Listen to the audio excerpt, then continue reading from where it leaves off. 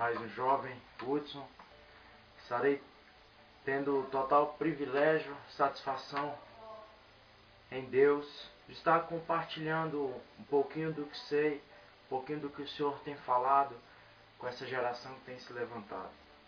Estamos em mais uma campanha, um clamor ao Altíssimo, onde hoje o tema será almas rendidas. Tenho essa imensa oportunidade e responsabilidade de estar compartilhando, trazendo para você de Brasília, do Brasil e do mundo, o que o Senhor tem a dizer ao teu coração. Creio e tenho a total certeza que sou apenas pó, apenas um garoto, tenho muito que aprender, mas se você crê que o Senhor usa quem Ele quer, da forma que Ele quer, aonde Ele quiser, você verá a glória de Deus, pois Ele é soberano. Nesse dia estarei compartilhando uma palavra com vocês e gostaria que você estivesse abrindo a palavra. Livro de 1 Coríntios, capítulo 12, carta onde Paulo escreve à cidade de Coríntios. A partir do versículo 1, vou estar lendo para vocês. Meus irmãos, quero que vocês saibam a verdade a respeito dos dons que o Espírito Santo dá. Vocês sabem que quando ainda eram pagãos, vocês eram desviados de várias maneiras para a adoração dos ídolos, os quais não têm vida. Por isso precisam compreender que ninguém que diz que Jesus seja maldito pode estar falando pelo poder do Espírito de Deus. E que ninguém pode dizer Jesus é o Senhor a não ser que seja guiado pelo Espírito Santo.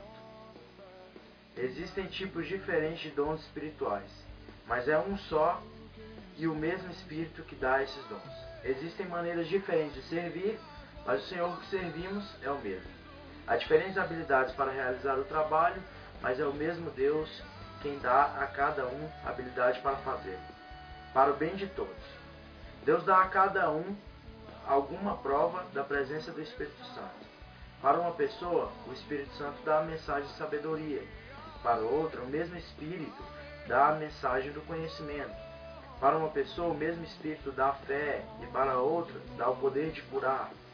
Uma pessoa recebe o Espírito do poder para fazer milagres, e outra recebe o dom de anunciar a mensagem de Deus.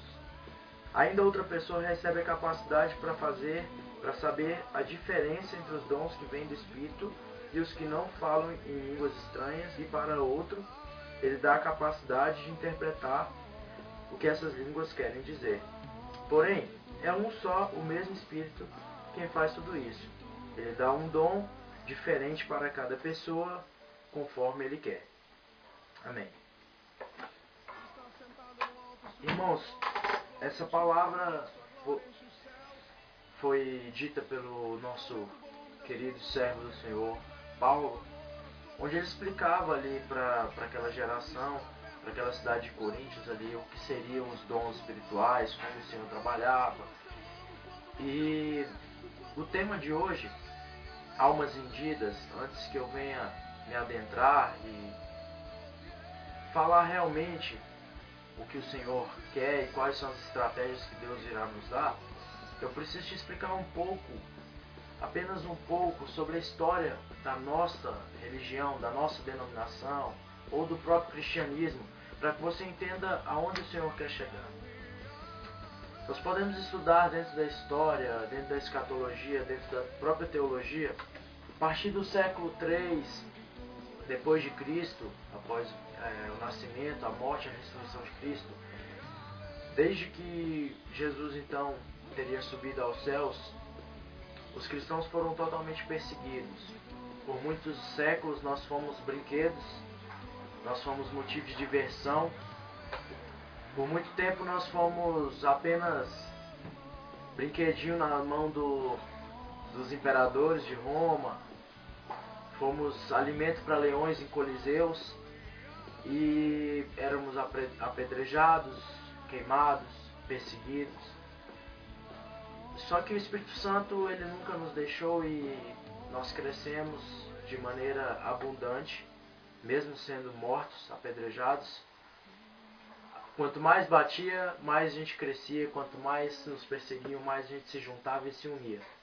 Mas a partir do século III e meio, com a vinda do Constantino, né, ao governo daquela então cidade do Império Romano e de Constantinopla, que era uma cidade forte na época, ele sistematizou tudo e transformou o Evangelho do Senhor Jesus, transformou o cristianismo em algo pagão. Por quê? Porque ele transformou a religião dos cristãos em algo oficial. Agora vocês são a religião oficial e todos têm de ser cristãos. Só que com isso se tornou uma religião onde estava em nome de Jesus e para Jesus, mas estava completamente vazia dele. Porque o cristianismo nunca foi um movimento ou um momento de fora para dentro, onde você encontra esse Jesus, mas sempre de dentro para fora. A partir do momento em que você empurra, de certa forma, o Evangelho dentro da pessoa, você simplesmente anula algo que foi dado por Deus há milhões de anos atrás, chamado livre-arbítrio. Então, naquele momento, Constantinopla começou a trazer um cristianismo pagão, porque misturaram, ali era uma cidade onde haviam portos, passavam pessoas asiáticas de todo mundo, então haviam novidades o tempo todo, navios chegavam e ídolos. Então nós trouxemos uma cultura muito pagã. Inventamos, até mesmo hoje em dia, dinheiros que você dá para o Senhor e Ele te devolve a mais. Investimos em bolsas de valores espirituais que nunca existiram. E acreditamos em santarronices e amuletos e muitas coisas. E o que na verdade o Senhor Jesus nunca nos pregou isso, nunca nos mostrou isso. E o Senhor Jesus sempre nos mostrou um evangelho onde você aceita pelo seu livre-arbítrio. E assim como eu mostrei nessa carta aos Coríntios, nós precisamos, antes de conhecimento, antes de sabedoria, antes de uma câmera, antes de uma oportunidade, o segredo para aceitar a Jesus, o segredo para ganhar almas, não é institucionalizar uma religião, não é apenas criar templos, 4 paredes ou grupos. O segredo para se atrair e para ganhar e para pescar as almas chama-se Espírito Santo de Deus. Aqui o Senhor fala na palavra dele que a uns é dado a fé pelo Espírito Santo. Como eu vou acreditar em uma palavra que um profeta vem me trazer, uma palavra que um homem de Deus vem me trazer, se eu não tenho fé? Então é uma grande ilusão nós, meros humanos, acharmos que o fato de você buscar mais a Deus, mais a Bíblia e orar, vai fazer com que as pessoas aceitem Jesus quando você for pregar. Na verdade, o que você precisa ter é a presença do Espírito Santo, para que esse Espírito que foi citado aqui em 1 Coríntios possa ministrar no coração daquela pessoa a fé. E depois de ministrar a fé, ela então irá crer na tua palavra e aceitará esse Jesus. Eu tenho outra prova e vou te mostrar algo mais forte para que você entenda onde eu quero chegar. Nós acompanhamos a história dos apóstolos, um homem que eu admiro muito, Pedro. Pedro andou com Jesus Cristo do início do ministério até o final, que durou por cerca de 3 anos e meio, o ministério de Jesus Cristo. E Pedro andou com Jesus, presenciou milagres, presenciou mortos ressuscitarem, e ele viu toda a glória possível e nunca ganhou uma alma para o Senhor Jesus. O que tem acontecido hoje é que nós temos andado com Jesus. Muitas vezes nós temos enfurnado dentro da casa de Jesus, chamada por nós humanos a igreja. E muitas vezes nós estamos bem próximos do Senhor. Aparentemente muitas vezes estamos lado a lado. Nossa, nós temos orado. Nós somos ministros de louvor. Somos intercessores. Trabalhamos em diversas coisas para o Senhor. Mas a gente não frutifica. não ganha uma alma, não consegue atrair uma alma para o reino do Senhor. E ainda temos a audácia de bater no peito e dizermos que somos verdadeiros cristãos. Não temos noção o quanto estamos distantes de sermos cristãos. A palavra cristão significa pequeno Cristo, parecido com Cristo. Jesus Cristo, ele, em 3 anos e meio, dividiu a história do planeta Terra entre antes e depois dele. E muitas vezes nós temos 10, 15, 20 anos de crente e nunca fizemos a diferença dentro de nossas casas. Eu vou ler o último versículo para que você entenda. Está no livro de Atos. Atos, capítulo 2. O Pentecostes, a vinda do Espírito Santo. Quando chegou o dia de Pentecostes, todos os seguidores de Jesus estavam reunidos no mesmo lugar. De repente veio do céu um barulho que parecia o de um vento soprando, onde estavam sentados. Então todos viram uma coisa parecida com chamas que se espalharam como línguas de fogo. Cada pessoa foi tocada por uma dessas línguas. Todos ficaram cheios do Espírito Santo e começaram a falar em outras línguas, de acordo com o poder que o Espírito dava a cada pessoa. Estavam morando ali em Jerusalém judeus religiosos vindos de todas as nações do mundo.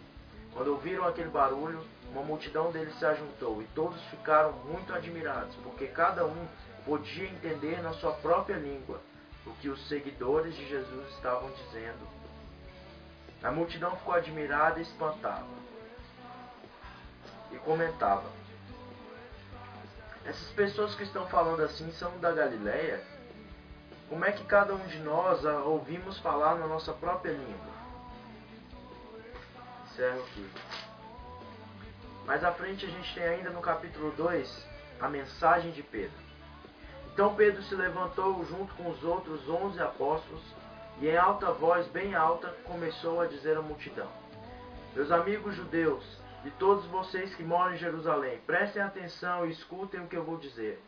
Essas pessoas não estão bêbadas como vocês estão pensando, pois são apenas 9 horas da manhã.